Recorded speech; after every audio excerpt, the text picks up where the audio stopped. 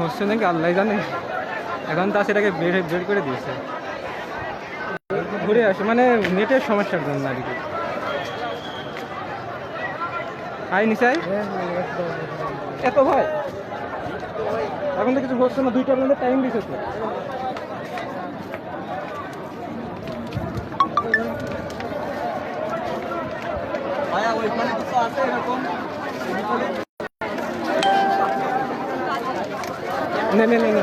কথা বলবি তুই?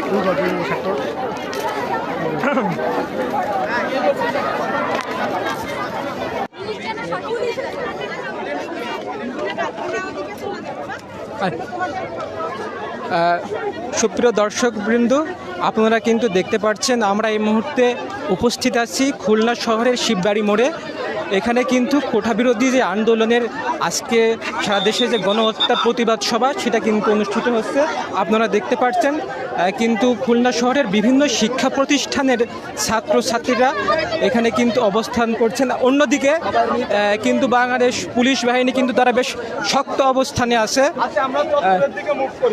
মূলত সর্বশেষ তথ্য পাওয়া পর্যন্ত কিন্তু তারা আন্দোলনকারীরা পুলিশদের সাথে কথা বলে দুপুর 2টা পর্যন্ত আন্দোলন করার সময় পেয়েছে, অর্থাৎ তারা 2টার পরে খুলনা শিববাড়ি মোড় সহ অন্য সকল স্পট ছেড়ে চলে যাবে। আন্দোলন করতে দিচ্ছে না, আমরা এখানে শান্তিপূর্ণ আন্দোলন করতে আসছি। আমরা এখানে পুলিশদের কোনো রকম প্রতিবাদ, আমরা আমাদের যে 8 দফা দাবি, সেই 8 দফা দাবি নিয়ে কিন্তু আমরা এসেছি। আমরা এক্সট্রা কোনো দাবি নিয়ে আসিনি। আমরা এখানে সরকার প্রথম বা সরকার বিরোধী কোনো রকম কোনো প্রতিবাদ করিনি। আমরা শুধুমাত্র আমাদের 8 দফা দাবি, আমাদের যে সমন্বয়করা, এই সমন্বয়কদের যে গ্রেপ্তার করা হয়েছে সেই গ্রেপ্তার প্রত্যাহারের জন্য আমরা এসেছি। আমাদের এই শান্তিপূর্ণ আন্দোলন বিঘ্নিত করার কারণটা কি? আমরা যাতে জানতে পারলাম পুলিশ বাহিনীর সাথে আপনাদের কথা হয়েছে, সর্বশেষ তারা কি সিদ্ধান্ত জানিয়েছে? পুলিশ যাদের সাথে কথা হয়েছে তারা শুধুমাত্র একটা কথাই বলছে যে হেডকোয়ার্টার থেকে আদেশ এসেছে। আমরা বলি হেডকোয়ার্টার থেকে আদেশ যদি আসে তাহলে তাদের সাথে আমাদের কথা বলতে দিন। আমরা আমাদের শান্তিপূর্ণ আন্দোলন এদের জন্য বিঘ্নিত করব কেন? আজকে কি আন্দোলন দুপুর 2টা পর্যন্ত টাইম দিয়েছে আপনাদের? আজকে আন্দোলন আমাদের কথা ছিল 5টা পর্যন্ত, কিন্তু যেহেতু পুলিশ হেডকোয়ার্টার থেকে এত করে বলা হচ্ছে তাই আমরা আন্দোলন 2টা পর্যন্ত করার চিন্তায় আছি। কিন্তু আমরা জানি না 2টা পর্যন্ত আমাদের আন্দোলন দীর্ঘায়িত হতে পারে 5টা পর্যন্ত, সর্বোচ্চ 5টা পর্যন্ত আমরা আন্দোলন করতে পারি। কিন্তু আন্দোলন আমাদের চলবে, চলমান, আজকে চলবে, কালকে চলবে, আগামী ফাল্গুন আমরা দ্বিগুণ হব।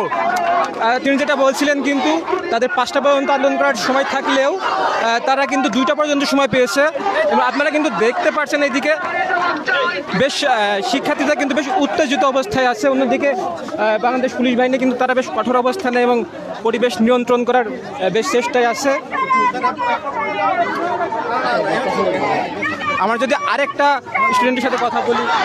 আসসালামু আলাইকুম। আপনারা জানেন যে আমাদের প্রধানমন্ত্রী বলেছে যে আমরা সব দাবি মেনে নিয়েছে। কোথায় সব দাবি মেনে নিয়েছে? আমাদের যে সব ছাত্র ভাইয়েরা আহত নিহত হয়েছে তার বিচার কোথায়? তার বিচারের কোনো ধারেও যায়নি। একজন পুলিশ একদম সামনে ক্যামেরার সামনে গুলি করেছে আমার সাইদ ভাইকে, তার বিচার এখনো করেনি। তাহলে কোথায় সম্পূর্ণ তারা দাবি মেনে নিয়েছে? কোনো দাবি এই সরকার মেনে নেয়নি। এজন্য এখনো আমাদের শান্তিপূর্ণ সমাবেশ কিন্তু আমরা চালিয়ে যাচ্ছি। আপনারা জানেন, আপনারা দেখতেছেন আমাদের ঢাকা বিশ্ববিদ্যালয় কিভাবে নির্বিচারে আমাদের ছাত্র ভাইদের উপর গুলি করা হচ্ছে। আমরা আরো বলতে চাই, সারা বাংলাদেশে কিন্তু আরো বেশি বেগবান হবে আন্দোলন যদি আমাদের ছাত্র ভাইদের উপর অন্যায় অবিচারভাবে গুলি চালানো হয়। আমরা বলতে চাই আমাদের দাবি যেগুলো আছে 9 দফা, আপনারা সেই 9 দফা মেনে নেন। আপনারা আমাদেরকে দেখান যারা আমাদের হত্যা করেছে তাদের বিচার করেন। এই বিচারের আয়তন আপনারা স্পষ্টভাবে করেন, কিন্তু আপনারা শুধু দেখেন। আপনাদের সর্বশেষ দাবি কি? আমাদের 9টি দাবি আছে। সেই 9টি দাবির মধ্যে একটা দাবি যেটা কোটা সংস্কারের সেটা আপনারা দেখেছেন সরকার মেনেছে যে 7% দিয়েছে সাধারণ ইসের জন্য কোটায়, কিন্তু 93% সাধারণ শিক্ষার্থীদের জন্য। কিন্তু এখন এই যে আমাদের 150+ যেটা আপনারা গণমাধ্যমে দেখছেন, 150+ শিক্ষার্থী, 200+, সেখানে এত শিক্ষার্থী মারা গেছে, এর বিচার কোথায়? আমার সাহিদ ভাইয়ের গুলি হয়েছে, এর বিচার কোথায়? সব প্রকাশ্যে ভিডিও দেখতেছেন, এর কোনো বিচার হয়নি। 9টি আমাদের যে দাবি শুধুমাত্র একটা কোটা, এখন আমরা কোটা দিয়ে কি করবো? এখন আমাদের দাবি, এই দাবি মেনে নিতে হবে। 9 দফার জন্য আমরা আহ্বান জানাবো বাংলাদেশের সাধারণ জনগণ, আমরা আহ্বান জানাবো শিক্ষকদের। এই শিক্ষকরা এখনো শিক্ষকরা কেন এখনো বসে আছে? শিক্ষকরা কেন এখনো ঘরে বসে আছে? যাদের ছাত্রদের উপর গুলি চলে সেই শিক্ষকরা কেন এখনো ঘরে বসে আছে? সবাই নামেন। আপনারা যতটুকু দেখছিলেন কিন্তু তারা কিন্তু 9টি দাবি নিয়ে মূলত এখানে উপস্থিত হয়েছে, কিন্তু আমি যতটুকু জানি খুলনাতে কিন্তু বাংলাদেশ পুলিশ বাহিনী বেশ শান্তিপূর্ণ অবস্থানে কিন্তু তারা আছেন। তারা কিন্তু এখনও কোনো রিয়াকশনে যায়নি, তারা কিন্তু বেশ তাদের সাথে স্টুডেন্টদের সাথে সুন্দর ব্যবহার করছে। আমরা যদি আশেপাশের পরিবেশ আপনাদেরকে একটু দেখাই, দেখতে পাচ্ছেন কিন্তু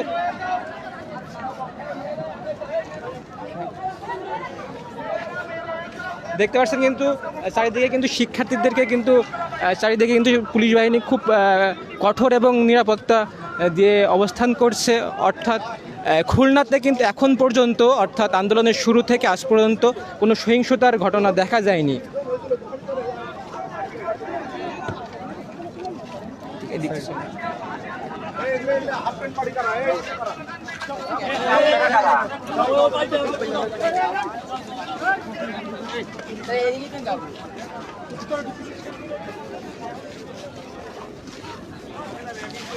আরেকটা জিনিস যদি আপনাদেরকে দেখাই, গতকাল যে দেয়াল লিখন কর্মসূচি ছিল সেটা কিন্তু সারা দেশে নেই, খুলনাতে হয়েছে। আপনাদের যদি দেখেন তারা কিন্তু রাস্তায় আন্দোলনরত শিক্ষার্থীরা কিন্তু বিভিন্নভাবে তাদের প্রতিবাদের যে ভাষা সেটা কিন্তু তাদের লিখনের মাধ্যমে প্রকাশ করেছে।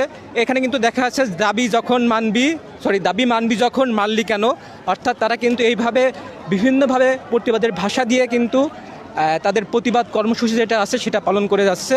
খুলনা কিন্তু শিববাড়ি মোড়ে এখন বেশ কিছুটা নিস্তব্ধতা থমথমে অবস্থা বিরাজ করছে। শিক্ষার্থীরা থেকে শুরু করে পুলিশ বাহিনী কিন্তু দুইজনে একটু মুখোমুখি অবস্থানে থাকলেও কিন্তু এখন পর্যন্ত কোনো সহিংসতা দেখা যায়নি।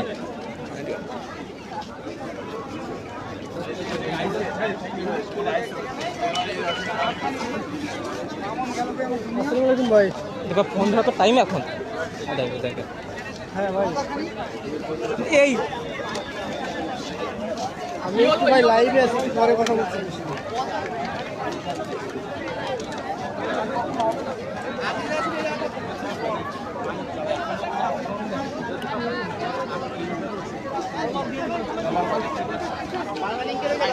আমরা যদি আপনাদের আরেকটু আন্দোলনের মুখবিদ্যুৎ দেখানোর চেষ্টা করি, বা একটু সাইড দিবেন যদি ভাই।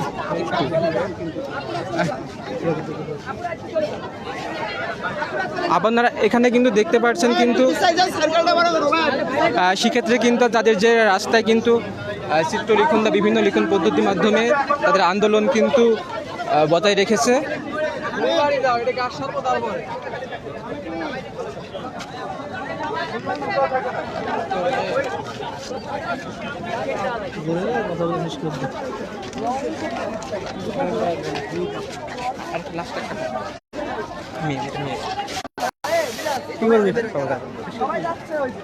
আপনারাও যাইতে পারবেন।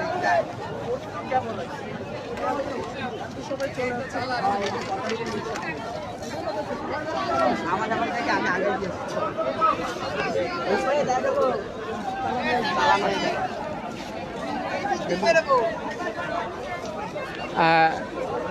বর্তমানে ভয়েস অফ টাইগারের দর্শকবৃন্দ, আপনাদেরকে খুলনা শিববাড়ি মোড় থেকে এই মুহূর্তে আন্দোলনরত শিক্ষার্থীদের সর্বশেষ অবস্থান জানাচ্ছিলাম।